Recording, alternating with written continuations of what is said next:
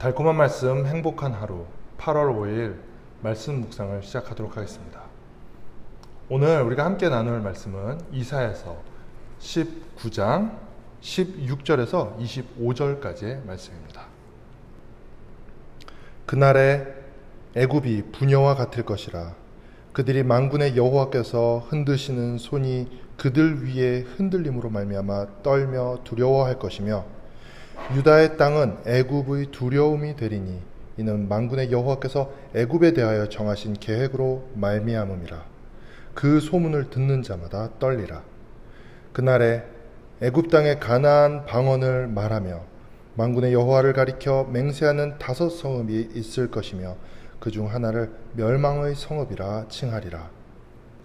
그날에 애굽 땅 중앙에는 여호와를 위하여 제단이 있겠고 그 변경에는 여호와를 위하여 기둥이 있을 것이요, 이것이 애굽 땅에서 만군의 여호와를 위하여 증조와 증거가 되리니 이는 그들이 그 압박하는 자들로 말미암아 여호와께 부르짖겠고 여호와께서는 그들에게 한 구원자이자 보호자를 보내사 그들을 건지실 것임이라.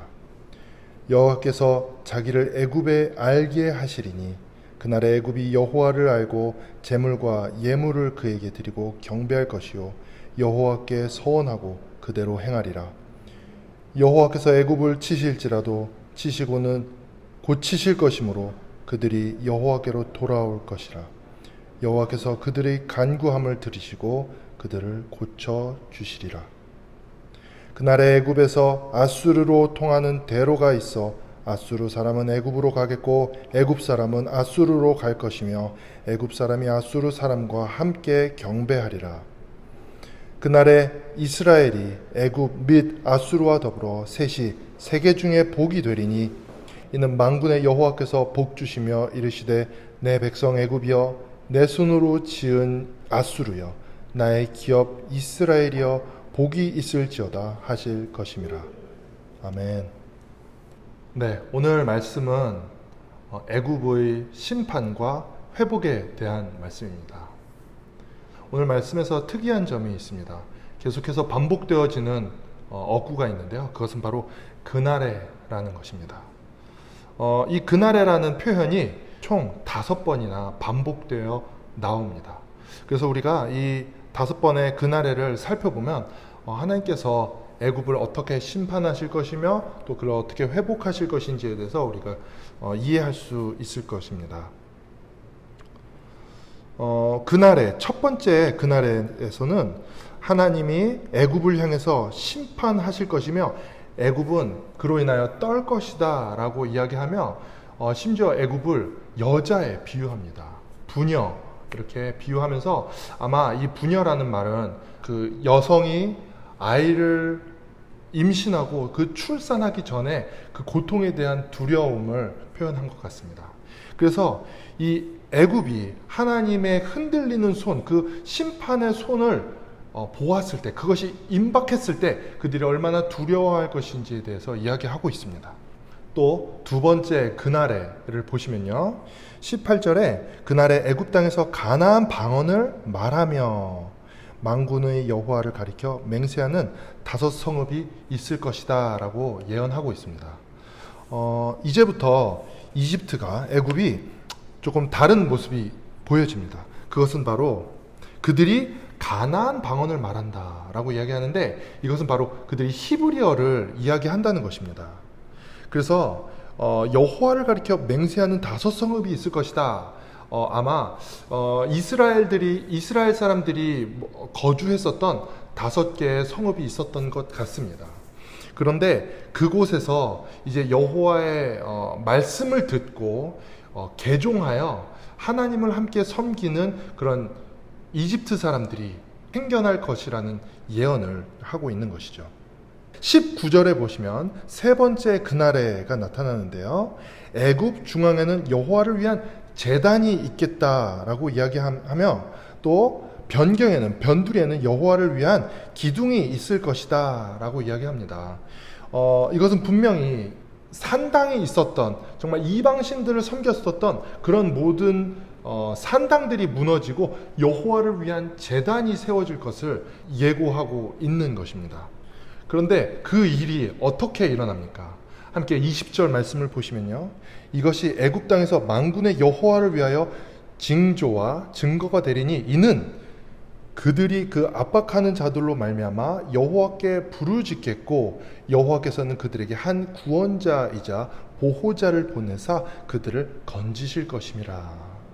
이스라엘 사람들이 이집트에서 종살이하면서 그 고통 가운데 하나님께 부르짖었을 때 하나님께서 한 구원자 바로 모세를 보내주셔서 그들을 구원해 주셨던 것 같이 이제는 애굽이 그 압제로 그 고통으로 말미암아 하나님께 부르짖었을 때 하나님께서 그 고통의 신음소리를 들으시고 한 구원자를 보내주셔서 그들을 그 고통 가운데서 해방시켜 주시겠다는 말씀, 그 약속을 그들에게 주고 계십니다. 그렇다면 하나님께서는 왜 애굽을 징계하시는 것일까요? 그리고 또 그 회복은 무슨 의미가 있는 것일까요? 우리 함께 말씀 22절을 함께 보시면요. 여호와께서 애굽을 치실지라도 치시고는 고치실 것이므로 그들이 여호와께로 돌아올 것이라. 여호와께서 그들의 간구함을 들으시고 그들을 고쳐주시리라. 이렇게 이야기하고 있습니다. 다시 말하면 하나님의 최종 목표는 징계가 아니라 관계의 회복에 있다는 것입니다. 하나님께서는 이스라엘뿐만 아니라 온 나라를, 온 백성을 회복시키셔서 하나님과 다시 그 회복의 관계, 그 사랑의 관계를 맺고 싶어 하시는 것입니다. 이 약속은 아브라함 때 이미 하나님께서 아브라함을 통해서 온 세상을 구원하실 그 약속을 이루어 가시는 그 과정인 것입니다. 네 번째 그날에가 있습니다. 네 번째 그날에는 23절에 있는데요. 그날에 애굽에서 아수르로 통하는 대로가 있어 아수 사람은 애굽으로, 애굽 사람은 아수르로 서로 통행하며 애굽 사람이 아수 사람과 함께 경배한다라는 말이 써 있습니다.